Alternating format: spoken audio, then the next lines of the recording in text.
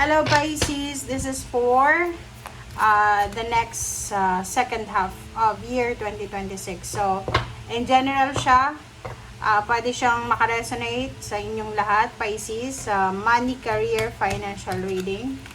And dito sa barahang to, or sa tarot na to, titingnan natin yung kung ano yung kapalaran nyo from July until December. July, August, September, October, November, December. So, for the next 6 months tayo. Okay, Pisces. Sa mga bago kong subscribers, please like, share, and subscribe, guys. Okay, Pisces. Kumuha tayo dito ng 6 cards. Okay, yung 6 cards na yan, hindi specifically per month yan. So, kung kailan lang siya. Okay, kung kailan siya darating ba. Okay, and then we will clarify. Kumuha tayo ng first 6 cards.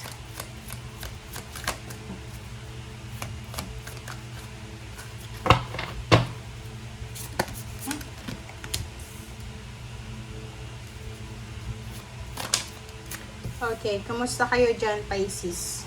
4. 2 more. Okay, the Empress. So, in general tayo ha. Last card, the Hermits.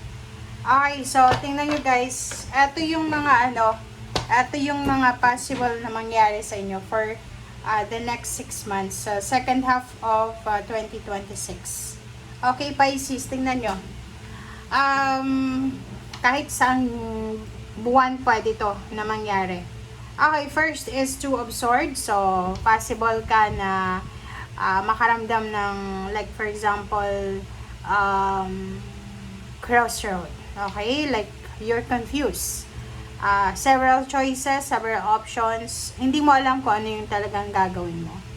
Parang medyo mahihirapan kang mag-decide. Like, ang dami-daming choice and options, pero parang pakiramdam mo, wala kang choice. Yung Two of Swords dito, sinasabi ng barahan na for the next 6 months, kailangan mo daw na pag-isipan ng mabuti ang lahat ng desisyon na gagawin mo. Iwasan mo yung sobra-sobrang pagpapadalos-dalos sa mga decision making. Sabihin na natin tungkol sa pera, tungkol sa relationship, tungkol sa buhay mo. Okay? Page of Cups and King of Cups. These are your cards. Okay? Energy mo yan. So, nakikita ko sa'yo dito, ano ba, Pisces? If you are single, looking for a relationship, or even you're married, sa nakikita ko, pwedeng may magkakagusto sa inyo. Isa yun sa mga possible na i-contemplate mo for the next 6 months. Kasi, like, if you're married, tapos may nag-o-offer pa sa'yo ng love life, syempre, parang iisipin mo na hindi pwede. Yung iba naman sa inyo dito, maybe help. Okay? So, maybe someone is asking for help, and nagdadalawang isip ka kung tutulong ka ba or hindi. Another dito is pwedeng ikaw yung nangangailangan ng tulong. So, kung ikaw yung nangangailangan ng tulong, isang tao ang posibleng makakatulong sa'yo. Another is King of Cups and Ace of Wands. So, sa nakikita ko sa'yo dito, bawas-bawasan mo yung sobra-sobrang pagiging excited sa 6 months na to. Ano yung ibig sabihin?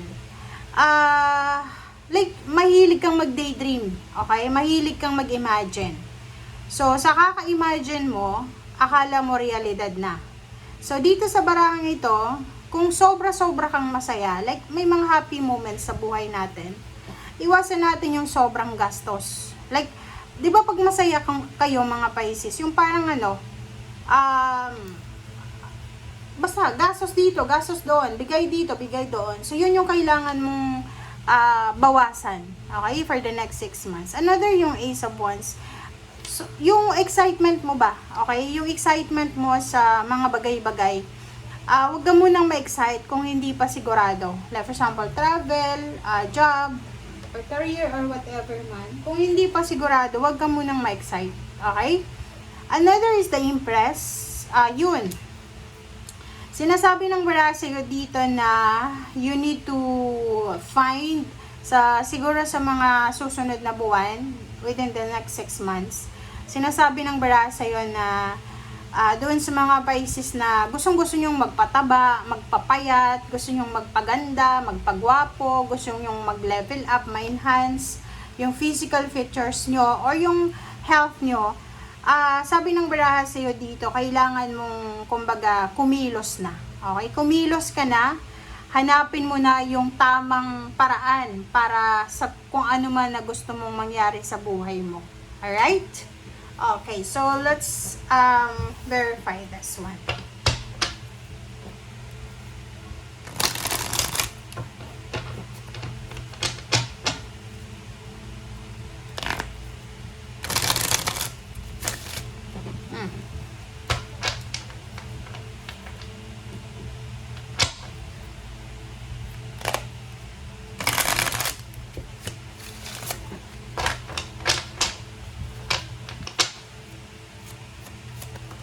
Alright.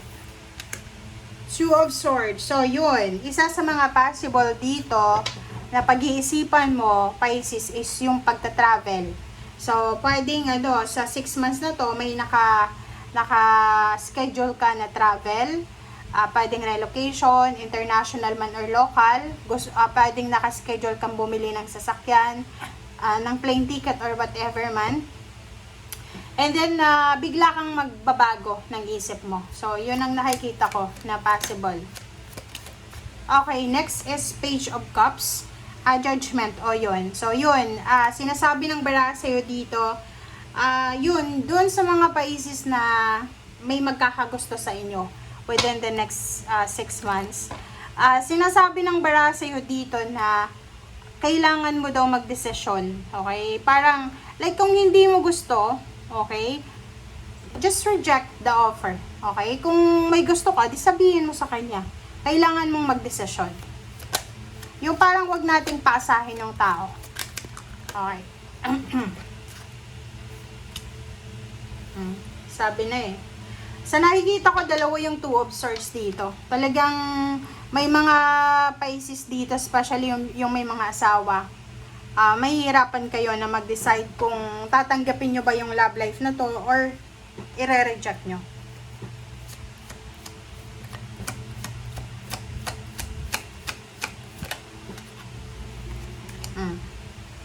Dalawa yung Hermit mo. Dalawa yung Hermit, dalawa yung Two of Swords. So, ano yung ibig sabihin yan? Ang ibig sabihin yan, kung kayo ay maguguluhan sa 6 months na to, kung kayo ay makakaramdam ng, yun, parang confusion, parang hindi nyo alam kung anong gagawin nyo, ang sabi ng Hermit card na to, na pag-isipan natin ng mabuti. Kumbaga, etong 6 months na to, hindi ito yung months na kailangan mong mabilis gumawa ng aksyon, kailangan mong magmadali, kailangan mong, kumbaga, dahan-dahan lang. Okay, ito yung 6 months na kailangan mong mag-slow down. Okay, slow down, slow down. Ito yung pinaka messages, or ito yung pinaka-message niya. Pag-slow down kayo. Kung hindi kayo sigurado, ayun, kung hindi kayo sigurado, just hang it. Okay? Reverse yung Two of Pentacles. So, sabi ng baraha sa'yo dito, huwag kang magsisettle sa kung ano man, Pisces, na ayaw mo, para hindi ka masaktan, or para hindi ka makasakit. Ganun yung sinasabi ng baraha sa'yo. Kung ayaw mo sa trabahong yan, umalis ka. Kung ayaw mo sa relationship na yan, umalis ka.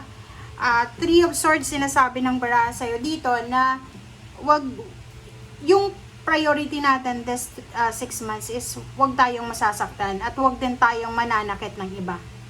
The Six of Wands is here. So, sinasabi ng baraha sa'yo dito na marami kang blessings, marami kang recognition, awards, rewards, marami kang pagpapala na posibleng magiging parang kaiinggatan ng mga tao sa paligid mo. So, you need to be careful then.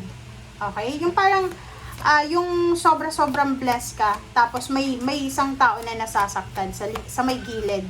Parang hindi niya matanggap na ahead ka sa kanya, parang ganun. Okay, the Tower. So, sabi ko nga sa'yo, magdahan-dahan kayo sa mga decision nyo for the next 6 months. Yun lang guys kailangan dahan-dahan kayo kasi pag yun, mabilis kayong gumawa ng aksyon, magkakamali kayo na magsisisi kayo bago matapos yung taon. Okay? So, yung Seven of Cups and then King of Cups na nakikita ko sa'yo dito, yun, if ever lang ha, wait lang guys.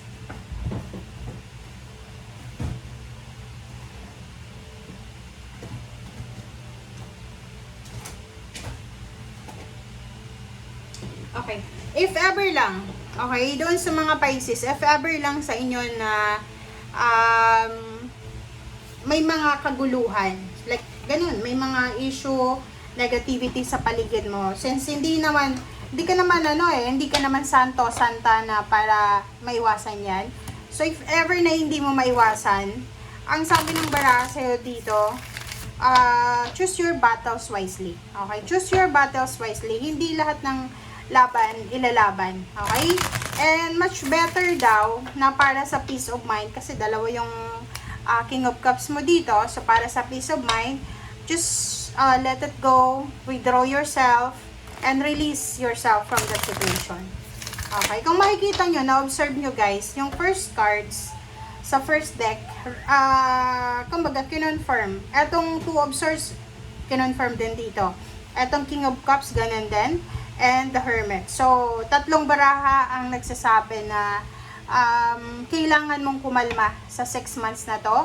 Huwag magpadalos-dalos. At the same time, maghanap tayo ng tamang information. Huwag magpapaniwala sa mga fake news. Huwag tayong masyadong mabilis gumawa ng hakbang.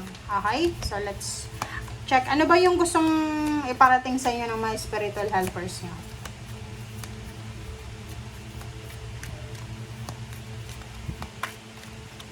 Okay. Pisces cat. Alright. So, dito intuition. Makinig kayo, Pisces, sa sinasabi ng iyong intuition.